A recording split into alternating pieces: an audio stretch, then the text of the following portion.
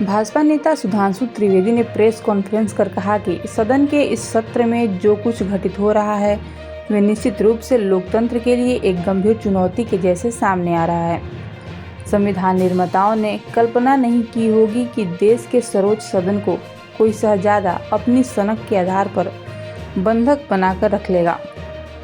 विगत कई सप्ताह से विपक्ष, खासकर कांग्रेस और नेता प्रतिपक्ष राहुल गांधी ने लगातार साबित किया है कि वे सार्थक चर्चा सदन में नहीं चाहते। लगातार उन्होंने अपनी मांग बदली है। अब जब गृह मंत्री सदन में बयान देने को तैयार हैं, उसके बाद भी सदन क्यों नहीं चलने दिया जा रहा? अपनी स्वतंत्रता के 80वें वर्ष में प्रवेश करने जा रहा है, परंतु उसी के साथ साथ जो कुछ सदन में इस सत्र में घटित हो रहा है वो निश्चित रूप से लोकतंत्र के लिए एक गंभीर चुनौती के रूप में सामने आ रहा है।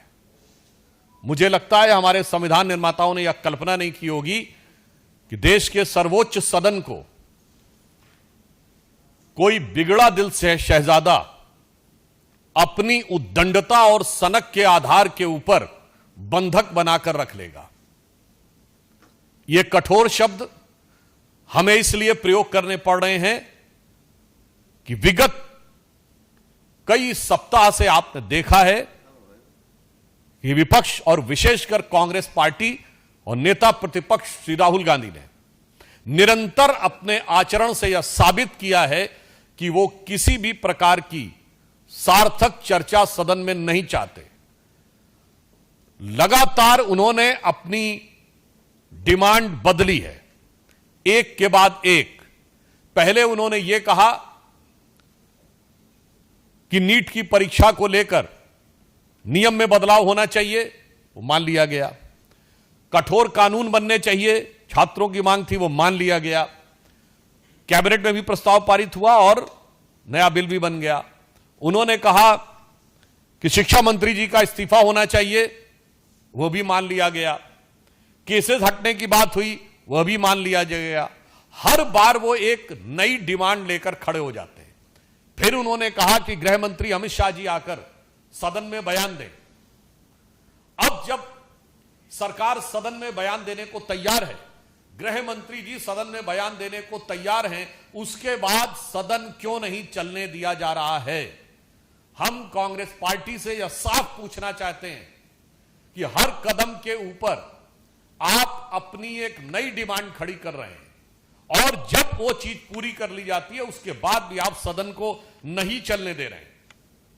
और इससे पूर्व भी सदन में ऐसे अनेक अवसर रहे कि जब अंतिम जवाब दिया जाता है किसी भी विधेयक पर तो कांग्रेस पार्टी भाग खड़ी होती है।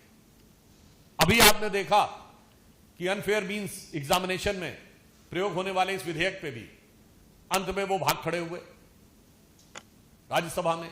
वहां से लेके कितने ही ऐसे बिल थे जिनके के ऊपर, मतलब वहां से शुरू करिए, जब अविश्वास प्रस्ताव आया था पिछले में, प्रधानमंत्री जी का जवाब नहीं सुना, भाग खड़े हुए। मणिपुर के ऊपर प्रधानमंत्री जी का जवाब नहीं सुना, भाग खड़े हुए। तो आज हम कांग्रेस पार्टी और राहुल गांधी जी से कहना चाहते हैं, गृह मंत्री जी सदन में आकर हर विषय का बिंदुवार उत्तर देने को तैयार हैं, आप भागिए मत। बहुत स्पष्ट रूप से हम यह कहना चाहते हैं, आप सदन से भागिए मत।